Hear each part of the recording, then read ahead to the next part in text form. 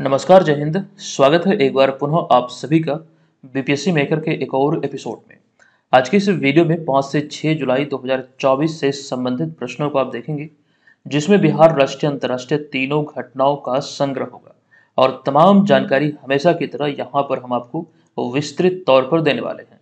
आपको पुनः बतला दूं, अगर आप इस सीरीज से पहली बार जुड़े हैं, आप ये ध्यान रखेंगे ये बिहार के प्रतियोगी परीक्षाओं पर केंद्रित है और अगर आप इसे पूरी तरह से फॉलो करते हैं तो निश्चित तौर पर आपकी आगामी जो प्रतियोगी परीक्षाएं खास करके बिहार में आयोजित होनी है, वहां पर आपको भरपूर हेल्प मिलेगा। ठीक है, इस बात को ध्यान रखिएगा और जो प्रीवियस वीडियोज आपका छूट चुका, चाहे वो डेली वीडियो हो या फिर मंथली करंट अफेयर्स का वीडियो हो, आप लोग उसे भी समय निकाल के जरूर देख लीजिए। चलिए सेशन की शुरुआत करते हैं हम पिछले वीडियो के प्रश्न से। हमने आपसे पूछा था कि निम्नलिखित में से कौन सा देश हाल ही में अपनी समस्त पशु प्रजातियों की सूची तैयार करने वाला विश्व का पहला देश बना है। और ये राइट जो आंसर था इस प्रश्न का, ये था विकल्प नंबर डी, यानी कि अपना भारत। विस्तृत जानकारी यहाँ से हमने आपको दिया था। चलिए अब यहाँ पर हम चलते हैं पहले प्रश्न पे, लेकिन उससे पहले आपको बता दूं कि आपके application BM online learning app पर इस वाले कोर्स के माध्यम से आप करंट अफेयर्स के तमाम study material, notes, test series आदि को प्राप्त कर सकते हैं। अच्छा, इसके अतिरिक्त एक बात ये दोहरा दें हम कि जो 70वीं बीपीएससी एग्जाम को लेकर टेस्ट सीरीज संचालित हो रही है, आप ये ध्यान रखिएगा कि आपका जो एग्जाम तिथि है ये है 30 सितंबर 2024। इसको लेकर ये टेस्ट का शेड्यूल हमने जारी किया है, लाइव मोड में बीएम ऑनलाइन लर्निंग एप्लीकेशन पे संचालित हो रही है। आप लोग इसको समय के अकॉर्डिंग फॉलो कीजिए। अच्छा, जिनके पास समय का अभाव है और शेड्यूल के अकॉर्डिंग टेस्ट सीरीज को ज्वाइन नहीं कर पाते हैं, जो कि लाइव मोड में 9 से 11 बजे रात्रि को होती है, इसका पूरा जानकारी हमने पहले भी आपको दिया है। तो यहाँ पर एक बात ये ध्यान रखिएगा कि अगर लाइव इसे ज्वाइन आप नहीं कर पाते हैं तो बाद में भी ये टेस्ट आप दे सकते हैं। ऐसा नहीं है कि सिर्फ ये लाइव मोड में ही दिया जा सकता है, बाद में भी आप इसे दे सकते हैं और इसका पीडीएफ फाइल, जो सोल्यूशन वाला पीडीएफ फाइल होगा, वो भी आप उसे डाउनलोड करके अपनी तैयारी को बेहतर कर सकते हैं। जब भी आप टेस्ट सीरीज को ज्वाइन करेंगे, आप ये ध्यान रखेंगे कि टेस्ट सीरीज परचेज करते समय वहां पर आपको BM400 ये जो प्रोमो कोड या फिर यूं कहें कूपन कोड जो है ये अप्लाई करना है। ठीक है, चलिए अब यहाँ पर हम आ चुके हैं आज के इस वीडियो के पहले प्रश्न पे। पहला प्रश्न है कि बिहार सरकार ने हाल ही में राज्य के किन शहरों में मेट्रो रेल या फिर मेट्रो परिचालन के प्रस्ताव की सैद्धांतिक मंजूरी दी है। तो ये जो शहर है इसको लेकर यहाँ पर प्रश्न पूछा गया है। दरअसल इसमें 4 शहरों को लेकर ये मंजूरी दी गई है और ये 4 शहर कौन कौन से हैं। एक तो दरभंगा और मुजफ्फरपुर है, इसके अतिरिक्त भागलपुर और गया है। अतः उपयुक्त में से ए और बी जो है, यानी कि विकल्प नंबर डी यहाँ पर इस प्रश्न का राइट आंसर होगा। अब देखिए, इसको विस्तार से समझिएगा, जो बातें यहाँ पर हमने लिखा है ध्यान दीजिएगा। देखिए, मुख्यमंत्री नीतीश कुमार की अध्यक्षता में हालिया आयोजित राज्य कैबिनेट की बैठक में दरभंगा, मुजफ्फरपुर, भागलपुर और गया में मेट्रो परिचालन की सैद्धांतिक सहमति दी गई है या फिर यूं है मंजूरी दी गई है।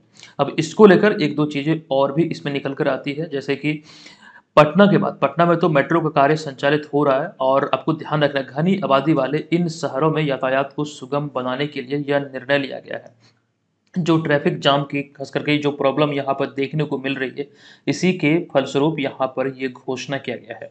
अच्छा, इसको लेकर मेट्रो के परिचालन की संभावना के लिए गुड़गांव स्थित rail India technical and economic service यानी कि राइट्स लिमिटेड को नगर विकास एवं आवास विभाग ने ये जिम्मेदारी दी है।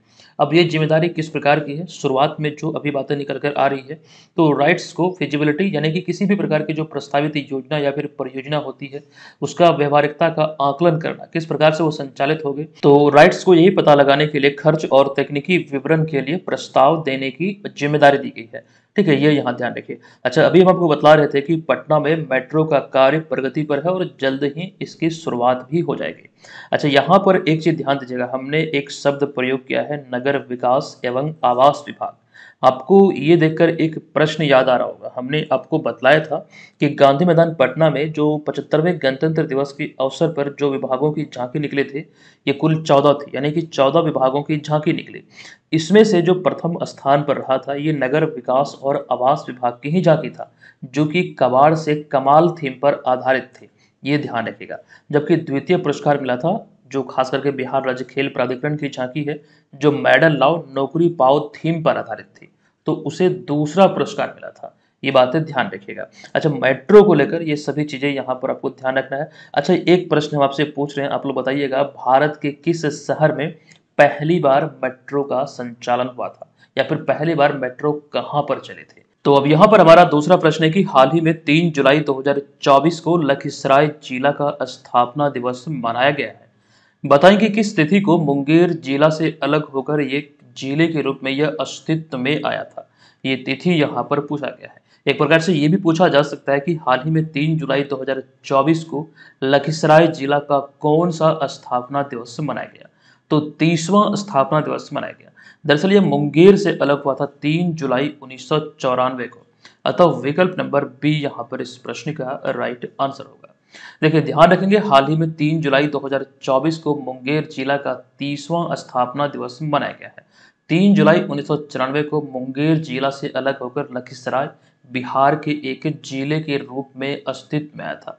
ये यहाँ पर आप बिहार के मैप पर देख सकते हैं। देखिए बिहार के मैप को जब अच्छी तरह से आप देखेंगे तो इस जगह पर आपको दिखेगा ये मुंगेर, ये वाला जो क्षेत्र है ये मुंगेर है, और इसी के बगल में आपको यहाँ पर दिखेगा लखीसराय। दरअसल अभी हम आपको बतला रहे थे कि यह मुंगेर से ही अलग होकर 1994 में एक जिले के रूप में अस्तित्व में आया था। इसी के आसपास जो जिले खास करके उसमें जमुई एक तो नजदीक है, खगड़िया, भागलपुर और बेगूसराय, शेखपुरा आदि ये सभी आसपास के जिले हैं।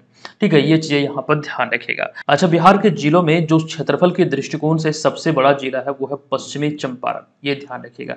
अच्छा, बिहार के चौहद्दी एक बहुत इंपॉर्टेंट प्रश्न आपके लिए साबित हो सकता है। बिहार के चौहद्दी में है उत्तर में नेपाल, दक्षिण में है झारखंड, पूर्व में है पश्चिम बंगाल और पश्चिम में है उत्तर प्रदेश। ये चीजें यहाँ पर आप लोग ध्यान रखिएगा। और बिहार की राजधानी है पटना। अच्छा, पटना को लेकर एक प्रश्न आपके 64वीं बीपीएससी एग्जाम में प्रीलिम्स में पूछा गया था कि पटना जिला की सीमा अन्य कितने जिलों के साथ अपनी सीमा को साझा करता है? तो कुल मिला के 9 जिले हैं जिसके साथ पटना अपनी सीमा को साझा करता है। तो इतनी सारी जानकारी यहाँ पर आपको ध्यान रखना है। हालांकि जिलों को लेकर यहाँ पर कंप्लीट इंफॉर्मेशन है। हालांकि ये तमाम चीजें आप लोग जानते भी होंगे कि बिहार में 9 प्रमंडल है, यानी कि 9 डिवीजन है, और इन्हीं 9 डिवीजन के अंतर्गत ये 38 जिले आते हैं। वो चीजें आप यहाँ पर देख रहे हैं। अभी जो हम बात कर रहे थे मुंगेर या फिर लखीसराय की जो बात हो रही थी, आपको ये ध्यान रखना है कि ये मुंगेर प्रमंडल के अंतर्गत आता है। मुंगेर तो बिहार में एक जिला है ही, लेकिन ये डिवीजन भी है। तो इसके अंतर्गत जो 6 जिले हैं इनमें मुंगेर, खगड़िया, बेगूसराय, जमुई, लखीसराय और शेखपुरा है। अच्छा, इसके अतिरिक्त बिहार से जुड़ी हुई कुछ बेसिक सी जानकारी है, ये यहाँ पर आप लोग ध्यान रखेंगे। अच्छा, यहाँ पर आपको जो याद रखना है कि बिहार कब अस्तित्व में आया था, तो 22 मार्च 1912 को बंगाल प्रेसिडेंसी से अलग होकर भारत के 12वें राज्य के रूप में अस्तित्व में आया। और रिसेंटली अभी 22 मार्च 2024 को बिहार का 112वां स्थापना दिवस मनाया गया है। हालांकि इस स्थापना दिवस पर, मतलब स्थापना दिवस पर बिहार में राजकीय स्तर पर कोई समारोह कहीं पर आयोजित नहीं हुआ। इस वजह से इसका कोई निर्धारित थीम नहीं है 2024 में जो ये दिवस मनाया गया 112वां दिवस। हालांकि पिछले बार 2023 में जो 111वां दिवस मनाया गया था, 111वां स्थापना दिवस, तो इसका थीम था युवा शक्ति बिहार की प्रगति। अच्छा, इसमें ये चीजें तो आपको ध्यान रखना ही रखना है, लेकिन आपको ये बतला दूं कि अभी हाल ही में जो खास करके बिहार की जो राजकीय पक्षी गौरैया है, अभी हाल ही में 20 मार्च को ये विश्व गौरैया दिवस मनाया गया है, जिसका थीम था गौरैया उन्हें ट्वीट का मौका दें। और ये तमाम चीजें यहाँ पर दर्शाई गई है, बेसिक सी जानकारी है, आप लोग पहले से भी जानते होंगे। लेकिन यहाँ पर एक बात ये ध्यान रखेंगे, दो स्वास्तिक के बीच में अगर आपसे पूछा जाए कि दो स्वास्तिक के बीच में अगर बोधि वृक्ष हो, ये किस राज्य के राजकीय चिन्ह को इंगित करता है, तो बिहार राज्य का राजकीय चिन्ह को ये इंगित करता है। अब यहाँ पर हम आगे बढ़ेंगे, एक जानकारी आपको दे दूं, recently Bihar special current affairs का एक अर्धवार्षिकी यानी कि हाफ ईयरली पीडीएफ लॉन्च हुआ है जनवरी से जून 2024 तक का। इस पीडीएफ में बिहार स्पेशल करंट अफेयर्स का जो महत्वपूर्ण प्रश्नों का संग्रह है, जो आपके एग्जाम में पूछे जा सकते हैं, उसका संग्रह किया गया है। और इतना ही नहीं, इस पीडीएफ में उससे संबंधित जो भी चीजें खबरों में है, उससे संबंधित सारे चीजों का विवरण आपको मिल जाएगा। जो पॉसिबिलिटी है प्रश्न पूछे जाने की, वो चीजें यहाँ पर दर्शाई गई है। ये प्रिंटेबल फॉर्म में है, आप इसका प्रिंट भी कर सकते हैं। और इस पीडीएफ को सभी को पढ़ना अनिवार्य है। जो भी हमें यहाँ पर फॉलो कर रहे हैं, आप लोगों से यही अनुरोध है कि इसे जरूर पढ़िएगा। अगर आगामी एग्जाम में आप भाग लेने वाले हैं तो यहाँ से आपको निश्चित तौर पर फायदा होगा। चलिए, अब यहाँ पर हम चलते हैं अगले प्रश्न पे। तीसरा प्रश्न है, किस देश ने बढ़ते जालसाजी यानी कि फर्जरी घटनाओं को रोकने के लिए हाल ही में 3 जुलाई 2024 को होलोग्राफिक तकनीक द्वारा तैयार बैंक नोट जारी किया है? तो अभी हाल ही में ये जारी किया गया जापान के द्वारा, या फिर यूं कहें बैंक ऑफ जापान के द्वारा। देखिए, हाल ही में बैंक ऑफ जापान ने 3D होलोग्राम तकनीक का इस्तेमाल करते हुए तैयार किए गए बैंक नोटों को जारी किया है। और ये जारी किसके द्वारा किया गया या फिर किनके द्वारा किया गया, तो 3 जुलाई 2024 को जापान के प्रधानमंत्री फूमियो किशिदा द्वारा लॉन्च किया गया। और लॉन्च किए गए नोटों में 10,000 येन, 5,000 येन और 1,000 येन की जो मुद्रा नोट है ये शामिल था। ये यहाँ पर आपको ध्यान रखना, 3 कैटेगरी में ये बैंक नोट जारी किया गया है और इसका एक ही उद्देश्य है, जैसा कि यहाँ पर प्रश्न में भी हमने आपको दिखलाया है। तो इसका यही उद्देश्य है कि देश में बढ़ती जो जालसाजी यानी कि फर्जरी की घटनाएं हैं इसको रोकना है। ठीक है, इसी को मद्देनजर रखते हुए इस प्रकार का नोट जारी किया गया है। हालांकि बैंक नोट को लेकर कुछ जानकारी हमने पहले भी आपको दिया है, यहाँ पर ध्यान दीजिएगा। 5 जून 2024 को ब्रिटेन में जारी बैंक नोट पर अब मौजूदा राजा किंग्स चार्ल्स तृतीय की तस्वीर है। दरअसल किंग्स चार्ल्स तृतीय की बात करें तो 6 मई 2022 को क्वीन एलिजाबेथ द्वितीय के बड़े बेटे किंग्स चार्ल्स तृतीय को ब्रिटेन का नया सम्राट घोषित किया गया, यानी कि चार्ल्स तृतीय को ब्रिटेन का नया किंग घोषित किया गया था। ये क्वीन एलिजाबेथ द्वितीय के बड़े बेटे हैं, इसको लेकर यहाँ ध्यान रखिए। 5 मई 2024 को ये बैंक नोट जारी हुआ। हालांकि जो जानकारी हमने आपको दिया था, आपको याद होगा, हमने ये भी आपको बताया था कि जो बैंक नोट जारी हुआ है दोनों में बस यही डिफरेंस है कि जो पुराने नोट है उस पर क्वीन एलिजाबेथ द्वितीय की तस्वीर है और जो नया जारी हुआ है उस पर किंग्स चार्ल्स तृतीय की तस्वीर है। और हमने ये भी आपको बताया था कि जो पुराना नोट है क्वीन एलिजाबेथ द्वितीय वाला वो भी उसी प्रकार से मान्य होगा जो कि जिस प्रकार से नया वाला नोट मान्य होगा, ये ध्यान रखिए। अच्छा, इसी प्रकार की जानकारी एक जिम्बाब्वे को लेकर भी हमने आपको दिया था। दरअसल जिम्बाब्वे पिछले 25 वर्षों से आर्थिक संकट से जूझ रहा है। इसी से उबरने के लिए हाल ही में 8 अप्रैल 2024 को जिम्बाब्वे द्वारा जिग नामक एक स्वर्ण समर्थित मुद्रा जारी किया गया था। जिग जो है, और यहाँ पर इसमें जो जिग का जो पूरा नाम है, जेड आई से तो जिम्बाब्वे हो गया और जी से हो गया गोल्ड, इसे जिम्बाब्वे गोल्ड भी कहा गया है। अच्छा, यहाँ पर देखिए बैंक नोटों की बात हो रही है तो ऐसे में भारत को लेकर एक जानकारी आप अवश्य ध्यान रखिएगा। वो तिथि थी 8 नवंबर 2016 जब प्रधानमंत्री नरेंद्र मोदी ने देश में नोटबंदी का ऐलान किया था। कब? तो 8 नवंबर 2016 को जो नोटबंदी हुई थी, जो डीमोनेटाइजेशन हुई थी, उसकी घोषणा कब हुई थी? तो 8 नवंबर 2016 को। ठीक है, ये यहाँ पर ध्यान रखिए। चलिए आगे चलते हैं। चौथा प्रश्न है कि भारत और किस देश के बीच हाल ही में संयुक्त सैन्य अभ्यास नोमैडिक एलिफेंट का 16वां संस्करण आयोजित किया गया है। हालांकि अभी इसकी शुरुआत हुई है और ये जो आयोजित होता है ये भारत और मंगोलिया के बीच में। नोमैडिक एलिफेंट जो खास करके आयोजित होता है ये भारत और मंगोलिया के बीच में। अब यहाँ पर इसको लेकर जानकारी है कि भारत और मंगोलिया के बीच में हाल ही में सैन्य यानी कि संयुक्त सैन्य अभ्यास नोमैडिक एलिफेंट का जो 16वां संस्करण है ये उमरोई मेघालय के विदेशी प्रशिक्षण नोड में आयोजित किया गया। कब से कब तक? हालांकि इसकी शुरुआत हुई है 3 जुलाई को और ये संपन्न होगा 16 जुलाई 2024 को। अच्छा, यहाँ पर कुछ बातें और भी ध्यान रखना है कि ये दोनों देशों के मध्य आयोजित होने वाला एक द्विपक्षीय संयुक्त सैन्य अभ्यास है। द्विपक्षीय अर्थात एक बार ये भारत में आयोजित होगा और एक बार मंगोलिया में। इस वर्ष ये भारत में आयोजित हो रहा है, लेकिन इसका जो पिछला 15वां संस्करण था ये 17 से 31 जुलाई 2023 को मंगोलिया में आयोजित किया गया था। ये चीजें ध्यान रखिए। अच्छा, यहाँ पर संयुक्त सैन्य अभ्यास को लेकर जो जानकारी हम आपको दे रहे हैं, इसी प्रकार से अन्य देशों को लेकर भी यहाँ पर चीजें आप देख सकते हैं जो कि बहुत इंपॉर्टेंट है और यहाँ से पहले भी कई बार प्रश्न बने हैं। यहाँ पर देखिए आपको दिख रहा होगा नोमैडिक एलिफेंट, जिसको लेकर अभी हम आपको जानकारी दे रहे थे। ये भारत और मंगोलिया के बीच आयोजित होने वाला द्विपक्षीय अभ्यास है। इसी प्रकार से जो अन्य है जैसे कि संप्रीति, मित्र शक्ति, मैत्री व्यायाम, वज्र प्रहार, समुद्र लक्ष्मण, गरुड़ शक्ति, ये सभी आप लोगों को याद रखना पड़ेगा जो आपको यहाँ पर दिख रहा है। अच्छा, यहाँ पर एक चीज आपको ये भी ध्यान रखना है कि भारत और अमेरिका के बीच जो द्विपक्षीय अभ्यास आयोजित होते हैं ये कुछ ज्यादा इंपॉर्टेंट होते हैं और ये कुछ ज्यादा बार एग्जाम में पूछे गए हैं। आप यहाँ पर देख सकते हैं जो 4 प्रमुख द्विपक्षीय अभ्यास हैं भारत और अमेरिका के बीच आयोजित होने वाले, इनमें एक का नाम ही है युद्धाभ्यास, जबकि एक थल सेना का युद्ध है। ये ध्यान रखिए, ये आतंकवाद विरोधी अभियानों पर केंद्रित है। उसी प्रकार से मलाबार अभ्यास जो कि नौसैनिक अभ्यास है, वज्र प्रहार विशेष बल का यह अभ्यास है, कोप इंडिया जो कि वायुसेना का अभ्यास है। और ये किस क्षेत्र पर आधारित है, क्या कार्य करती है, क्या उद्देश्य होता है, वो चीजों का जिक्र हमने यहाँ पर कर दिया, आप लोग इसे पढ़ लीजिए। फिलहाल इसे हम स्किप करते हैं, चलते हैं आगे अगले प्रश्न पे। लेकिन उससे पहले इसमें कुछ बदलाव हुए हैं भारतीय सेना प्रमुखों में। अभी जो आप ये सूची देख रहे हैं ये अपडेटेड सूची है। इसमें थल सेना प्रमुख की बात करें तो जनरल उपेंद्र द्विवेदी है, वायु सेना प्रमुख यानी कि air chief marshal BR Chaudhary है, नौसेना प्रमुख यानी कि एडमिरल दिनेश कुमार त्रिपाठी हैं और वर्तमान में भारत के द्वितीय चीफ ऑफ डिफेंस स्टाफ हैं जनरल अनिल चौहान। नेक्स्ट पांचवा प्रश्न है कि हाल ही में अमेरिका स्थित एजेंसी सेरा और ब्लू ओरिजिन ने अंतरिक्ष मानव मिशन के लिए किसे साझेदार राष्ट्र के रूप में घोषित किया गया है।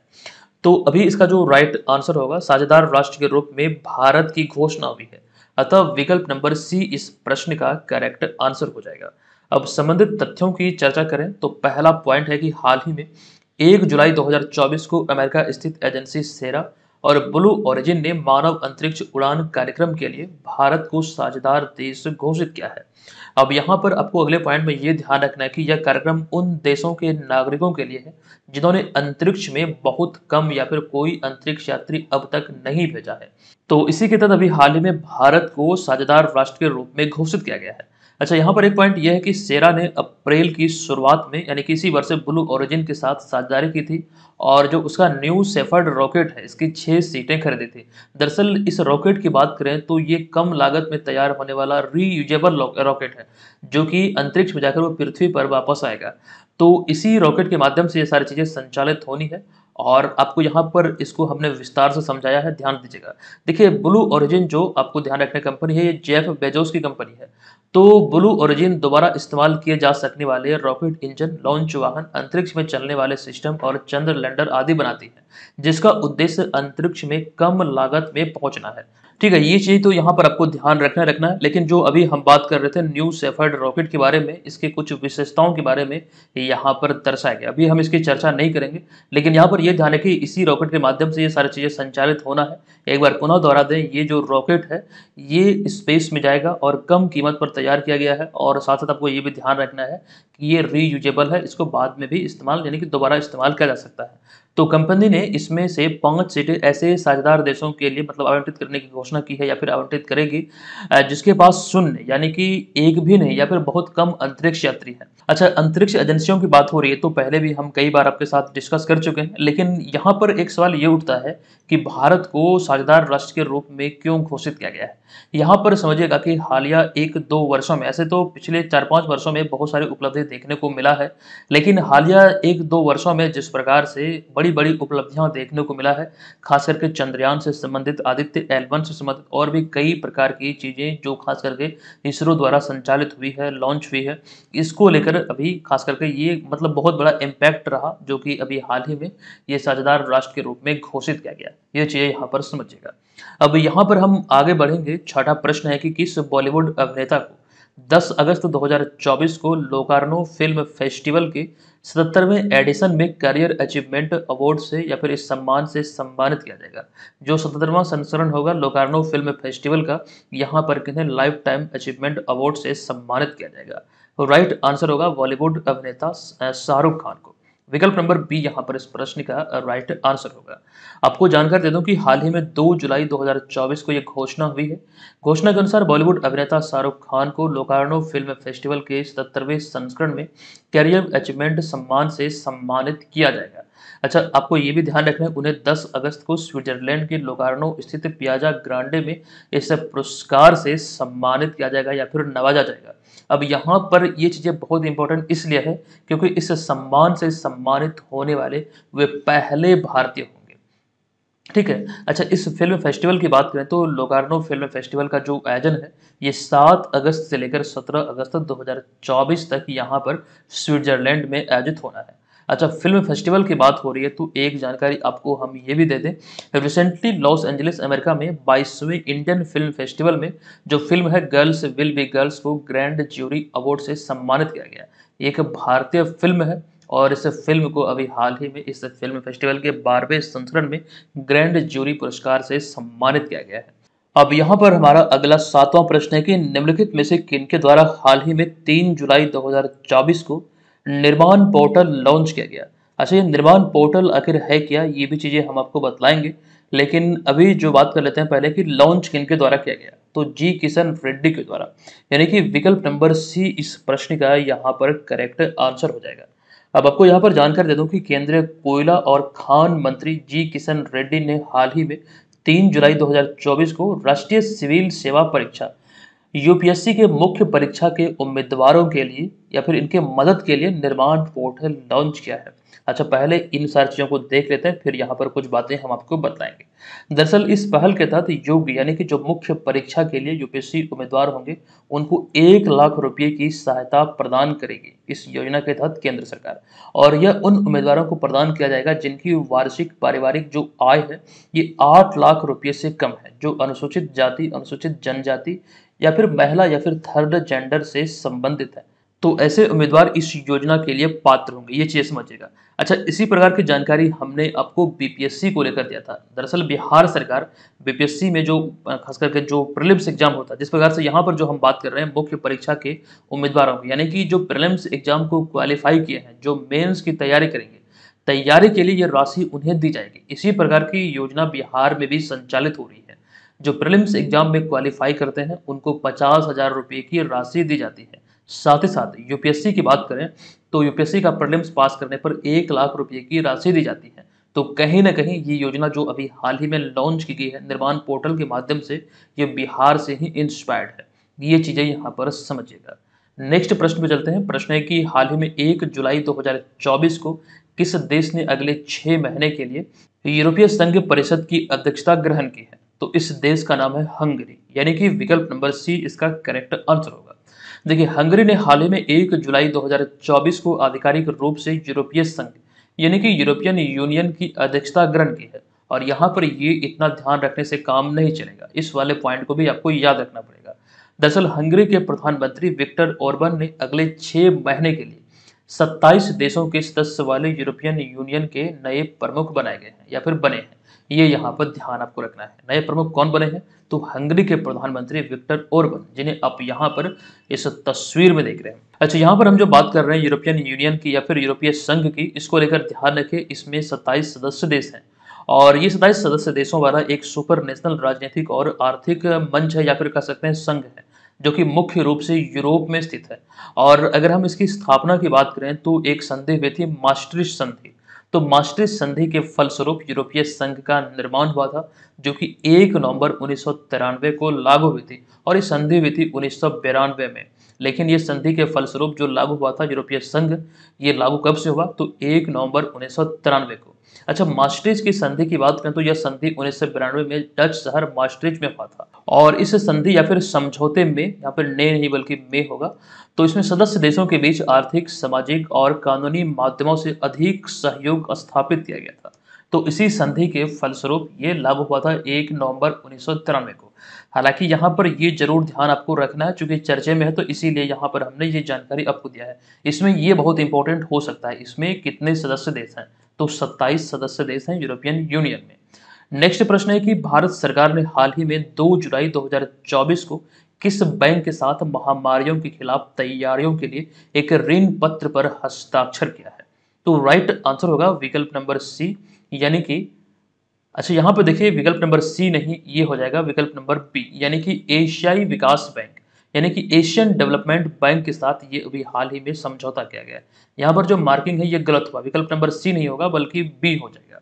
देखिए, भारत सरकार और एशियाई विकास बैंक यानी कि एशियन डेवलपमेंट बैंक ने हाल ही में 2 जुलाई 2024 को भारत की स्वास्थ्य प्रणालियों की तैयारियों और भविष्य में महामारियों की या फिर भविष्य की महामारियों के खिलाफ जवाबी कार्रवाई क्षमता को एकीकृत और मजबूत करने के लिए $170 मिलियन के नीति आधारित ऋण पत्र पर हस्ताक्षर किया है। देखिए, यहाँ पर क्या हमने लिखा है, एक शब्द का प्रयोग जो किया गया है बार बार यहाँ पे कि महामारी के खिलाफ तैयारियों के लिए, यानी कि भविष्य में अगर कभी ऐसी कुछ मतलब उत्पन्न होती है दुविधा, तो वहां पर ये चीजें मतलब इसी को ध्यान में रखते हुए चीजें हो रही है भारत में। इसी को लेकर ये अभी हाल ही में ये समझौता हुआ है, जो कि एक ऋण है खास करके एशियन डेवलपमेंट बैंक से लिया गया है। ये यहाँ पर ध्यान रखना है। उसके बाद यहाँ पर हमारा अगला होगा 10वां प्रश्न। हालिया घोषणा के अनुसार निम्नलिखित में से कौन सा देश फीडे विश्व चैंपियनशिप 2024 की मेजबानी करेगा? इस देश का नाम है सिंगापुर। अतः विकल्प नंबर डी यहाँ पर इस प्रश्न का राइट आंसर हो जाएगा। आपको जानकारी दे दूं कि अंतर्राष्ट्रीय शतरंज महासंघ यानी कि फीडे की 1 जुलाई 2024 को हुई घोषणा के अनुसार सिंगापुर फीडे विश्व चैंपियनशिप 2024 की मेजबानी करेगा। अच्छा, इसके तहत जो मुकाबला होना है, जो बातें निकल कर आ रही है कि इसके तहत भारतीय ग्रैंड मास्टर डी गुकेश, इनका पूरा नाम है डोमाराजू गुकेश, और वर्ल्ड चैंपियन चाइना के डिंग लिरेन के बीच 20 नवंबर और 15 दिसंबर 2024 को खेला जाएगा। ये ध्यान रखिए, ये प्रमुख बातें यहाँ से निकलकर सामने आती है। अब बात जो हम कर रहे हैं डोमाराजू गुकेश यानी कि डी गुकेश के बारे में, इसको लेकर जानकारी एक यहाँ पर हमने रखा है कि 2019 में चेन्नई तमिलनाडु के डोमाराजू गुकेश 12 साल 7 महीने और 17 दिनों में सबसे कम उम्र के ग्रैंड मास्टर बने थे। ये ध्यान रखिए, कब? तो वर्ष 2019 में। अच्छा, एक बात यहाँ पर ये आप लोग जरूर ध्यान रखिएगा, अब तक जो खास करके ग्रैंड मास्टर को लेकर जानकारी हमने आपको दिया है, 85 ग्रैंड मास्टर चुने जा चुके हैं और ऐसे में अधिकतर जो है वो खास करके तमिलनाडु के ही हैं। अच्छा, यहाँ पर कुछ जानकारी और भी है, जैसे कि वैशाली रमेश बाबू रिसेंटली 84वीं ग्रैंड मास्टर बने थी, वे आर प्रज्ञानंदा की बहन है। और आपको ये ध्यान रखना कि शतरंज में ग्रैंड मास्टर का दर्जा पाने वाली पहली भारतीय भाई बहन की जोड़ी है, जो आप यहाँ पर देख रहे हैं। एक जानकारी और भी है, जैसे कि 1988 में भारत के पहले ग्रैंड मास्टर बने थे विश्वनाथन आनंद, ये तमिलनाडु के हैं। और आपको ये ध्यान रखना है कि वर्ष 2001 में भारत सरकार ने उन्हें अर्जुन पुरस्कार से सम्मानित किया था। हालांकि अभी यहाँ पर हम आपको कंप्लीट सूची दिखला रहे हैं ग्रैंड मास्टर की, जो कि 50वीं जो अभी मिला है पी श्याम निखिल को, ये भी तमिलनाडु के हैं। और हमने बतलाया था कि अधिकतर जो नाम आपको दिखेंगे ग्रैंड मास्टर सूची में वो तमिलनाडु के ही हैं। नेक्स्ट 11वां प्रश्न है कि निम्नलिखित में से कौन महिला टेस्ट क्रिकेट के इतिहास में भारत की ऐसी दूसरी गेंदबाज बनी है जिन्होंने एक मैच में 10 विकेट हासिल किए हैं? इनका नाम है स्नेह राणा, यानी कि विकल्प नंबर सी इस प्रश्न का करेक्ट आंसर होगा। देखिए, भारतीय महिला क्रिकेट टीम ने चेन्नई में साउथ अफ्रीका यानी कि दक्षिण अफ्रीका के खिलाफ खेले गए एक मैच के टेस्ट सीरीज के मुकाबले में 10 विकेट से दक्षिण अफ्रीका को शिकस्त दी। और इस मैच में स्नेह राणा का गेंद से कमाल देखने को मिला। दरअसल उन्होंने सभी 10 विकेट हासिल किए हैं। अब यहाँ पर इसीलिए एक प्रश्न अराइज हो जाता है। इसी के साथ स्नेह राणा अब महिला टेस्ट क्रिकेट के इतिहास में भारत की ऐसी दूसरी गेंदबाज बन गई जिन्होंने एक मैच में 10 विकेट हासिल किया। स्नेह राणा को आप यहाँ पर तस्वीर में देख सकते हैं। हालांकि इनसे पहले यानी कि पहले भारतीय कौन है इस तरह की उपलब्धि हासिल करने वाले, इनका नाम है झूलन गोस्वामी, जो कि पश्चिम बंगाल के नादिरा की है। और आपको ये ध्यान रखना, इन्हें नादिरा एक्सप्रेस भी कहा जाता है। ये पूर्व गेंदबाज है, ये अभी संन्यास ले चुकी है क्रिकेट से। 12वां प्रश्न है कि डिक सुप हाल ही में 2 जुलाई 2024 को किस देश के नए प्रधानमंत्री बने हैं? तो डिक सुप अभी हाल ही में नीदरलैंड के प्रधानमंत्री बने। विकल्प नंबर ए यहाँ पर इस प्रश्न का राइट आंसर होगा। चलिए, अब यहाँ पर हम आज की इस वीडियो को समाप्त करते हैं। अब यहाँ पर हम चलते हैं आज के इस वीडियो के प्रश्न पे, लेकिन उससे पहले जो जानकारी हमने टेस्ट शेड्यूल को लेकर आपको दिया था, आप लोग ध्यान रखिएगा और समय के अकॉर्डिंग इसमें जरूर पार्टिसिपेट कीजिएगा। नो डाउट यहाँ से आपकी तैयारी का बेहतरीन तरीके से आकलन होगा और जहाँ पर भी आपको लगे कि ये सेक्शन कमजोर है, आप उसे बेहतर बना सकते हैं। ठीक है, तो टेस्ट सीरीज को ज्वाइन करना सभी के लिए अनिवार्य है। आज के इस वीडियो का प्रश्न है कि निम्नलिखित में से किन्हें हाल ही में उत्तर प्रदेश का मुख्य सचिव नियुक्त किया गया है? आप लोग कमेंट बॉक्स में जाएंगे, हमें बताएंगे इसका राइट आंसर क्या होगा। हम मिलते हैं आपसे नेक्स्ट वीडियो में, तब तक के लिए धन्यवाद। जय हिंद।